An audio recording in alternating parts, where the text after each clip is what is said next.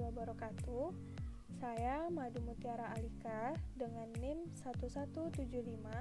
117501249996. Di sini saya akan menjelaskan tentang metode backpropagation.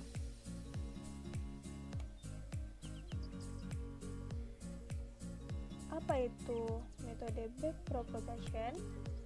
Nah, metode backpropagation merupakan salah satu bagian dari neural network. Backpropagation merupakan metode pelatihan terawasi atau supervised learning dalam artian mempunyai target yang akan dicari. Kemudian, metode backpropagation merupakan suatu metode yang biasa digunakan untuk sistem prediksi. Nah, ciri dari backpropagation adalah meminimalkan error pada output yang dihasilkan oleh jaringan. Dalam metode backpropagation, biasanya digunakan jaringan multilayer. Nah, jaringan multilayer yang dimaksud adalah layer yang terdiri dari input layer atau layer masukan, yang mana input layer ini merupakan unit-unit input yang bertugas menerima unit input dari luar yang menggambarkan suatu permasalahan.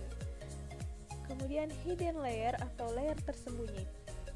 Hidden layer yaitu unit-unit tersembunyi yang nilai outputnya tidak dapat diamati secara langsung. Kemudian yang terakhir output layer atau layer keluaran. Output layer ini yaitu unit-unit output yang merupakan solusi JST terhadap suatu permasalahan. Nah, dalam pengembangannya, hidden layer terdapat dari satu atau lebih unit hidden layer. Kita lanjut ke tahap pembelajaran dalam backpropagation. Tahap pembelajaran dalam backpropagation yaitu yang pertama, perambatan maju atau disebut juga dengan feed forward. Dalam proses perambatan maju, lapisan masukan jaringan akan diberikan vektor masukan. Kemudian ada perambatan mundur atau back forward. Setelah dihasilkan vektor keluaran, nilai vektor keluaran kemudian dibandingkan dengan vektor asli atau vektor sasaran dalam suatu pasangan vektor pelatihan. Nah, algoritma backpropagation. Secara umum, algoritmanya itu terdiri dari 3 langkah utama, yaitu langkah pertama pengambilan input, kemudian pengeluaran error, kemudian penyelesaian bobot. Nah, di sini ada gambar arsitektur jaringan backpropagation, yang mana pada gambar diperlihatkan arsitektur jaringan backpropagation dengan satu unit hidden layer. Nah, XI ini adalah unit input layer, ZJ ini adalah unit hidden layer, dan YK ini adalah unit output layer. Nah, setiap unit memiliki bobotnya masing-masing. Nah, di sini ada Fij, yang mana Fij ini adalah bobot dari unit input layer ke unit hidden layer. Nah, kemudian di sini kita temukan juga WJK.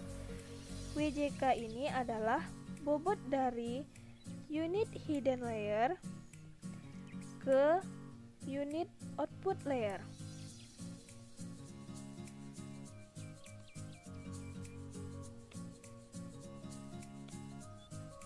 Selanjutnya, penggunaan backpropagation terdiri dari 2 tahap.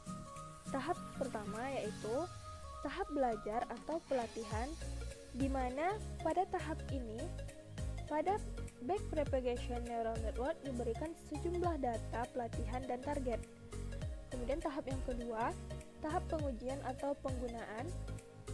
Pengujian dan penggunaan dilakukan setelah backpropagation selesai belajar. Nah, kita masuk ke tahap belajar atau pelatihan.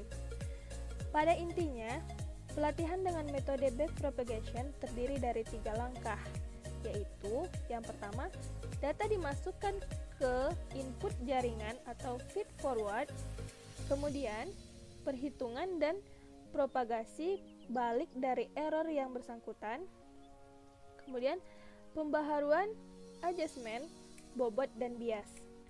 Kemudian, saat umpan maju, feed forward, setiap unit inputnya, XI, akan menerima sinyal input dan akan menyebarkan sinyal tersebut pada tiap hidden unit, ZJ.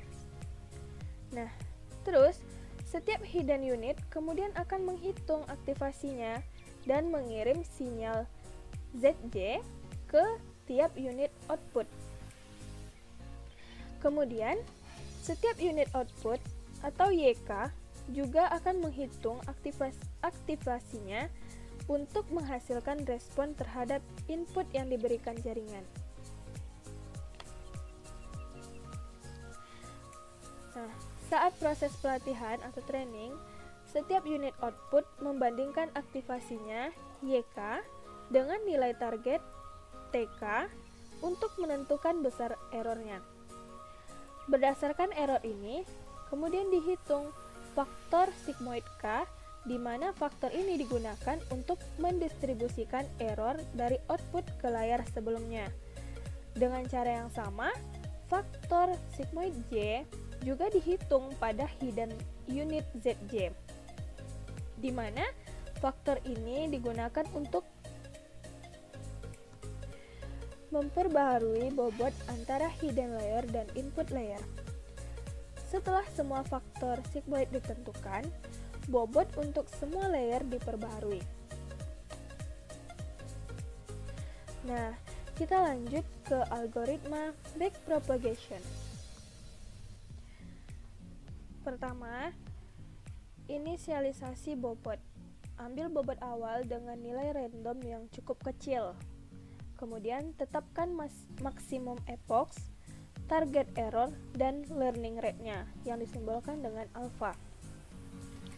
Kemudian, inisialisasi epoch sama dengan 0, MSE sama dengan 1. MSE ini maksudnya mean square error. Kemudian, kerjakan langkah-langkah berikut selama epochs kurang dari maksimum epochs dan MSE lebih besar dari target error. Nah, untuk tiap-tiap pasangan elemen yang akan dilakukan pembelajaran, kerjakan pertama feed forward. Nah, yang pertama, tiap-tiap unit input XI, I sama dengan 1 sampai N, menerima sinyal XI dan meneruskan sinyal tersebut ke semua unit pada lapisan yang ada di atasnya atau lapisan tersembunyi.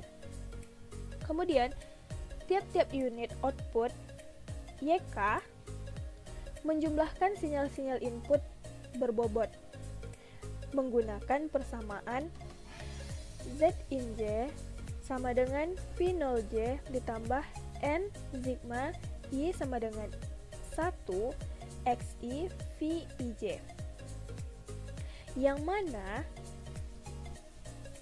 Z in J ini adalah nilai unit tersembunyi ke J, V0J yaitu bobot layer input bias ke unit tersembunyi ke J, kemudian XI yaitu unit input ke I, dan VIJ merupakan bobot unit input ke I ke layer tersembunyi ke J.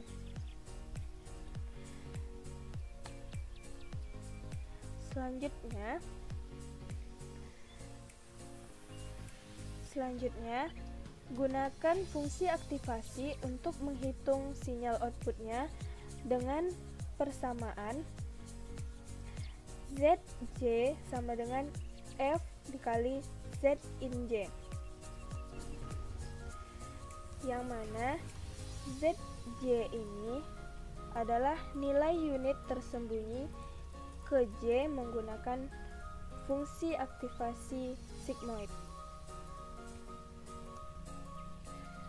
Selanjutnya, tiap-tiap unit output YK menjumlahkan sinyal-sinyal input terbobot, yang mana menggunakan persamaan Y in K sama dengan W0K tambah P sigma I sama dengan 1 dikali Z I WJK, yang mana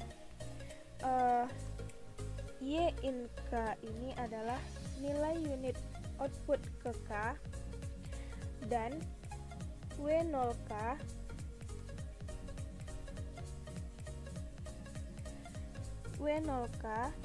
bobot unit tersembunyi bias ke unit output ke K. Kemudian WJK ini yaitu bobot unit tersembunyi ke J ke unit output ke K. Kemudian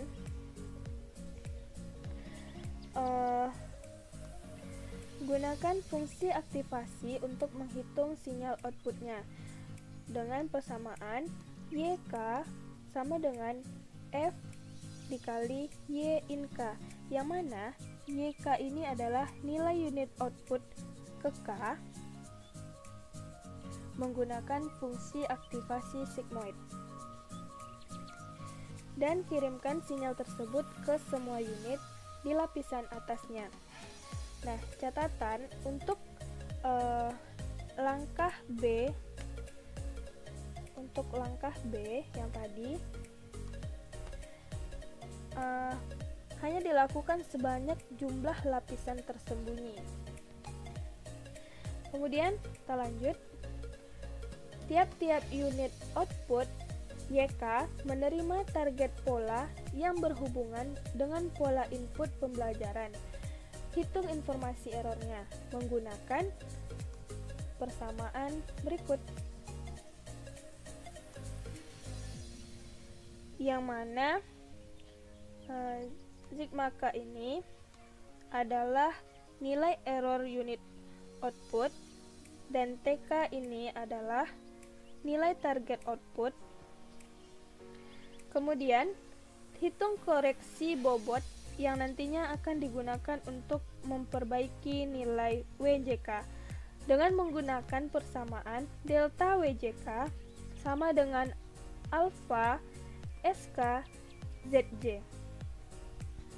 Nah, delta WJK di sini adalah perubahan bobot unit tersembunyi ke J ke unit output ke K. Kemudian alpha di sini yaitu learning rate-nya. Kemudian hitung juga koreksi bias yang nantinya akan digunakan untuk memperbaiki nilai W0K dengan menggunakan persamaan delta W0K sama dengan alpha SK. Kemudian kirimkan SK ini ke unit-unit yang ada di lapisan bawahnya. Nah, tahap selanjutnya, tiap-tiap unit tersembunyi ZJ menjumlahkan delta inputnya dari unit-unit yang berada pada lapisan di atasnya dengan menggunakan persamaan sigmoid in J sama dengan sigma M K sama dengan 1 SK dikali WJK.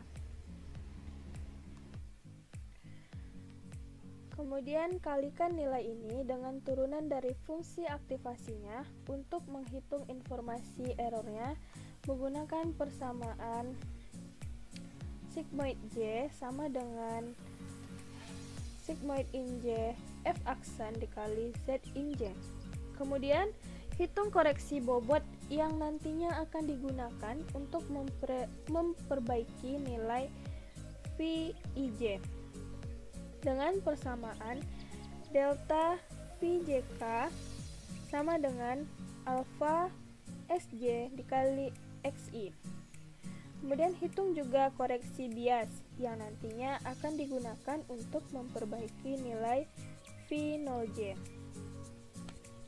Dengan persamaan delta V0J sama dengan alfa Sj.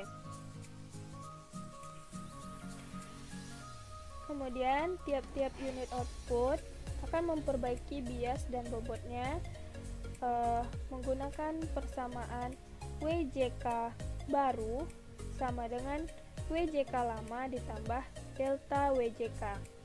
Nah, tiap-tiap unit tersembunyi ZJ akan memperbaiki biasnya dan bobotnya dengan persamaan VIJ baru sama dengan VIJ lama ditambah delta VIJ.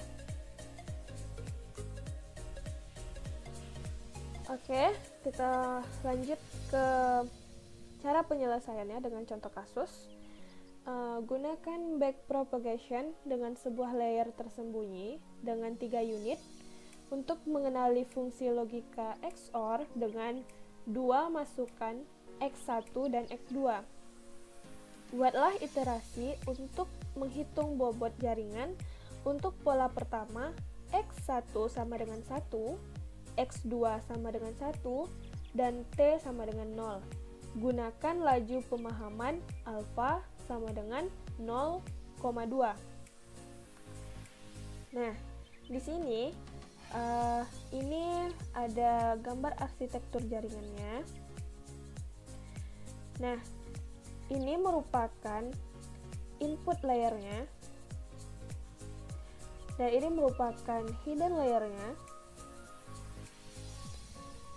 Kemudian ini merupakan, ini termasuk hidden layer, dan ini merupakan output layernya. Nah, langkah 0 katanya inisialisasi semua bobot dengan bilangan acak kecil. Nah, di tabel A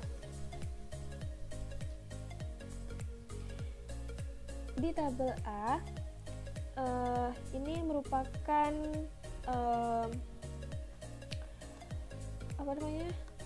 input layer ke hidden layer. Nah, di sini X1 ke Z1 yaitu V11 nilainya 0,2. Kemudian X1 ke Z2 V21 itu nilainya 0,3. Kemudian lanjut X1 ke Z3 atau V31 itu nilainya min 0,1. Kemudian X2 ke Z1 V12 nilainya 0,3. Lanjut X2 ke Z2 atau V22 nilainya 0,1, dan X2 ke Z3 V32 nilainya min 0,1. Kemudian 1 ke Z1 V10 nilainya min 0,3. Kemudian 1 ke Z2 V20 itu nilainya 0,3, dan 1 ke Z3 V30 nilainya 0,3. Kemudian di tabel B.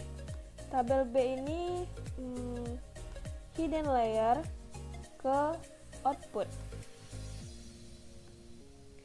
Di sini Z1 ke Y nilainya 0,5 W11. Z2 ke Y W12 nilainya min 0,3. Z3 ke Y, W12 nilainya min 0,4. Kemudian 1 ke Y nilainya min 0,1.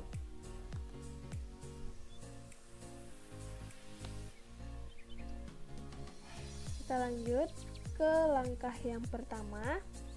Apa yang ada di langkah pertama yaitu jika kondisi penghentian belum terpenuhi, maka kita lakukan langkah kedua sampai dengan langkah ke-8. Nah, di langkah kedua, untuk setiap pasang data pelatihan, maka kita harus lakukan langkah 3 sampai dengan 8. Di langkah ketiga, tiap unit masukan menerima sinyal dan meneruskan ke unit tersembunyi.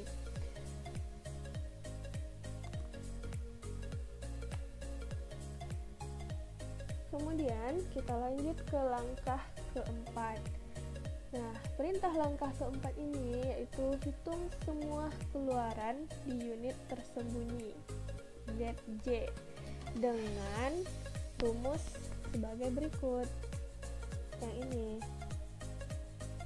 Nah, rumusnya Z-net-J sama dengan V0J ditambah sigma N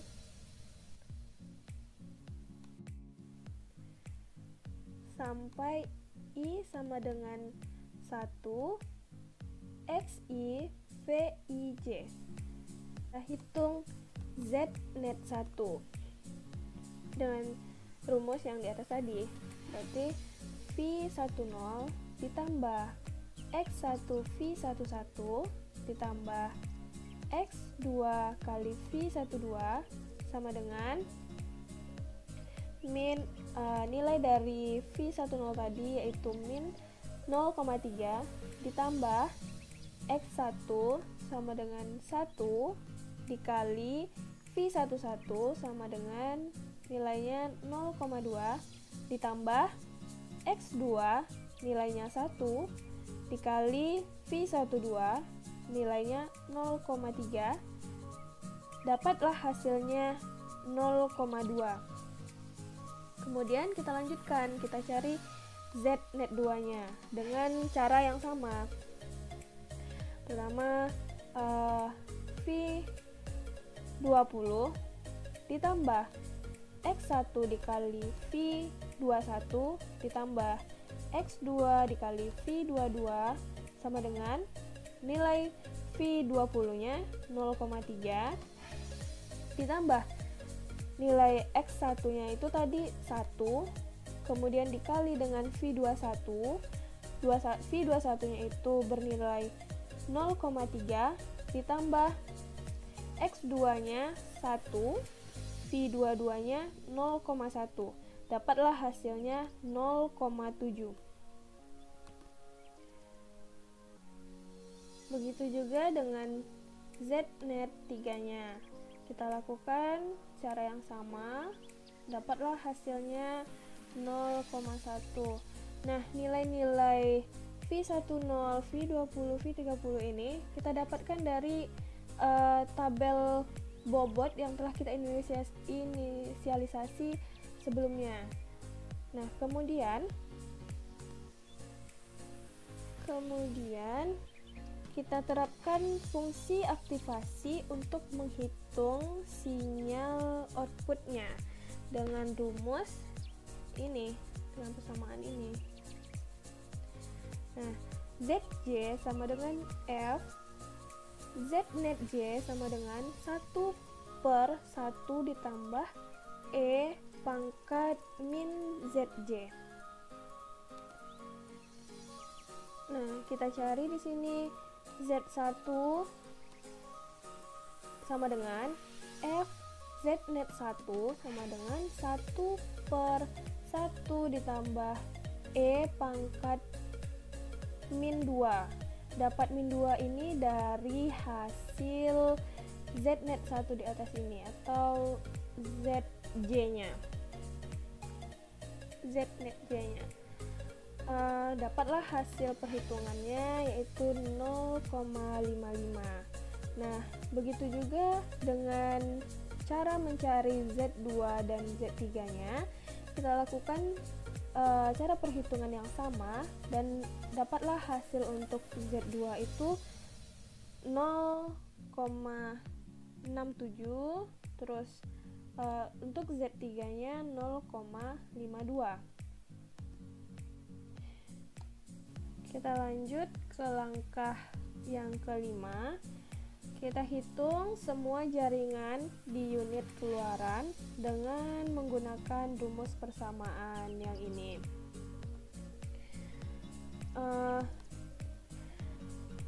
Kemudian kita masukkan angkanya.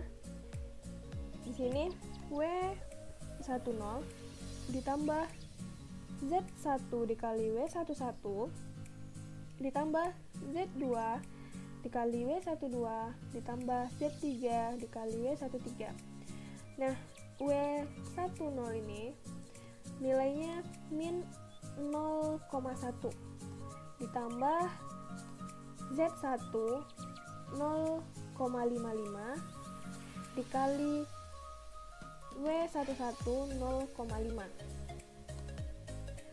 Kemudian ditambah nilai Z2 yaitu 0,67 dikali dengan W12 nya tadi nilainya min 0,3 ditambah Z3 nya bernilai 0,52 dikali W13 nya bernilai min 0,4. Dapatlah hasilnya 0,24. Kemudian kita terapkan fungsi aktivasinya untuk menghitung sinyal outputnya dengan persamaan YK sama dengan FY in K sama dengan 1 per 1 ditambah E pangkat min Y net K sama dengan, kita masukkan angkanya 1 per 1 ditambah E pangkat min 0,24. Nah, 0,24 ini kita dapat dari sini tadi, hasil dari unit satunya. Nah, dapatlah hasilnya 0,44. Lanjut, langkah ke-6.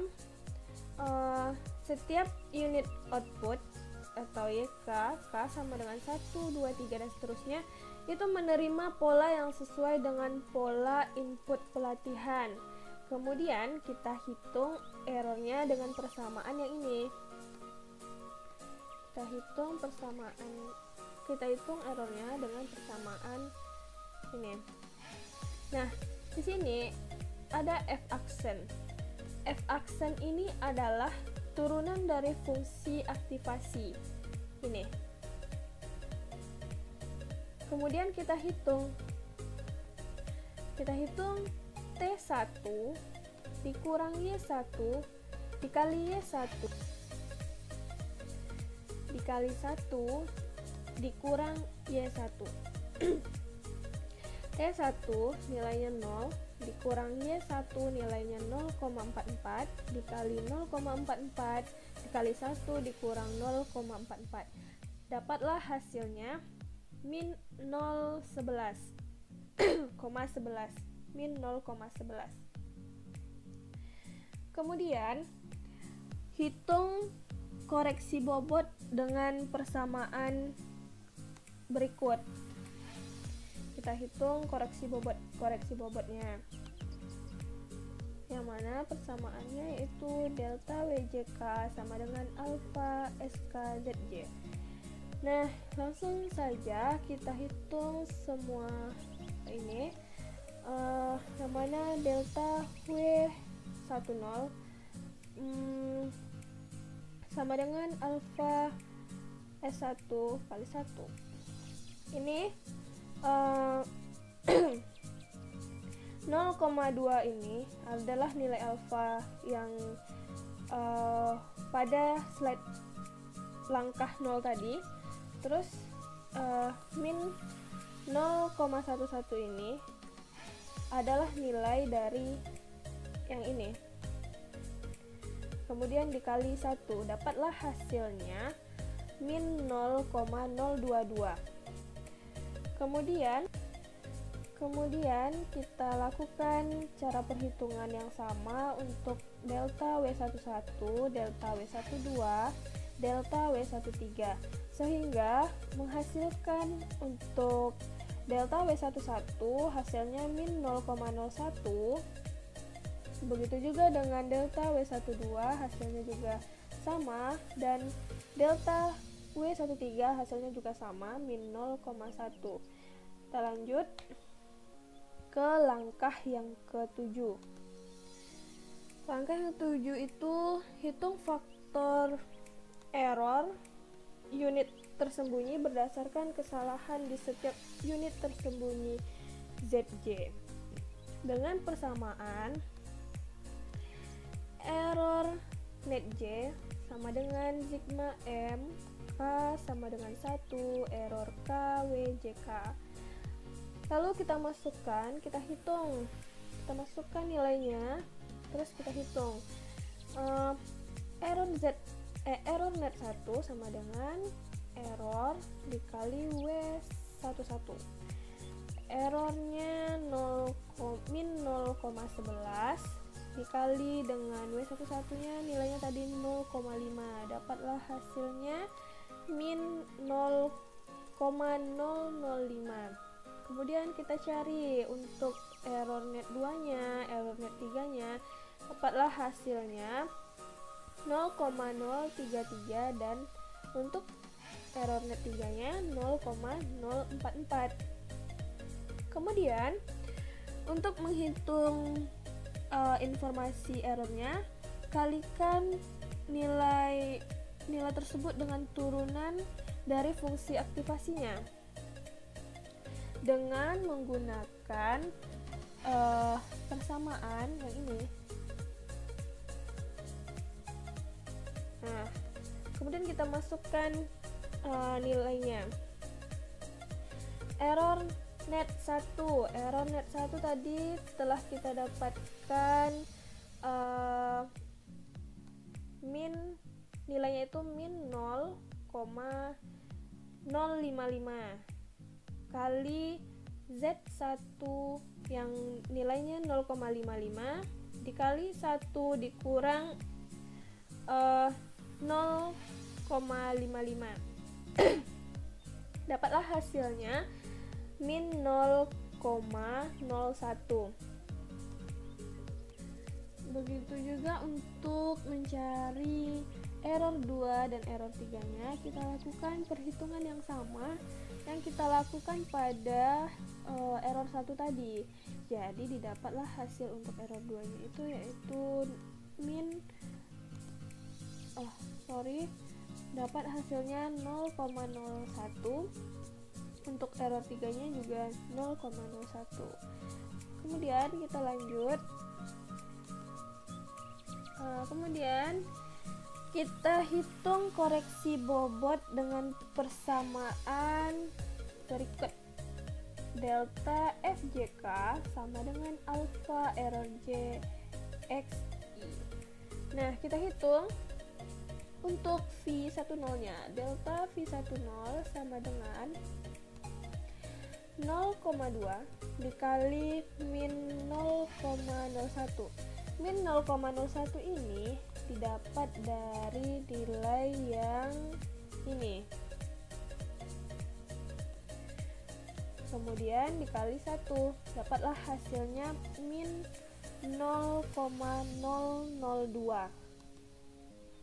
Kemudian untuk delta V20 nya 0,2 dikali 0,01 dikali 1, dapatlah hasilnya 0,002, dan delta V30 hasilnya 0,002 juga. Nah, kita lakukan perhitungan yang sama untuk mendapatkan nilai delta V11 sampai dengan delta V32. Nah, dapatlah hasilnya untuk delta V11 itu min 0,002, untuk delta V21 hasilnya 0,002, dan delta V31 hasilnya sama dengan delta V21. Kemudian untuk hasil delta V12 hasilnya min 0,002, dan untuk hasil delta V22 dan V32 hasilnya sama, yaitu 0,002. Kita lanjut ke langkah selanjutnya.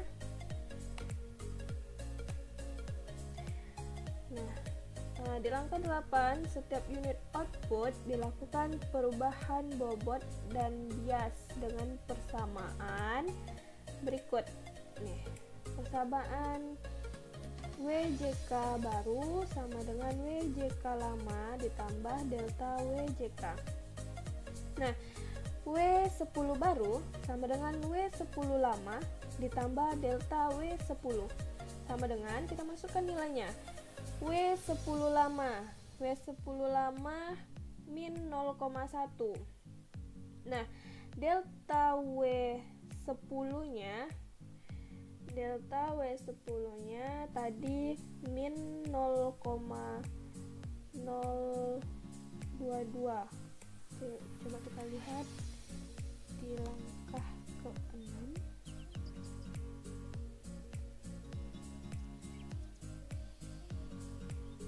Nah, delta W10-nya min 0,022.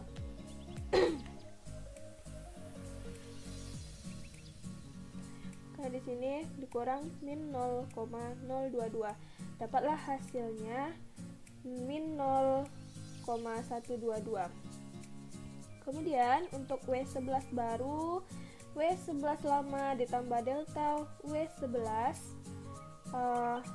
W11 lamanya itu tadi nilainya 0,5 dikurang W11, delta W11-nya,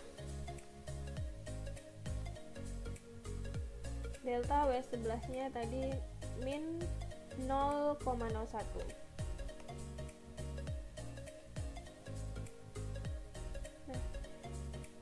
Min 0,01 sama dengan hasilnya 0,49.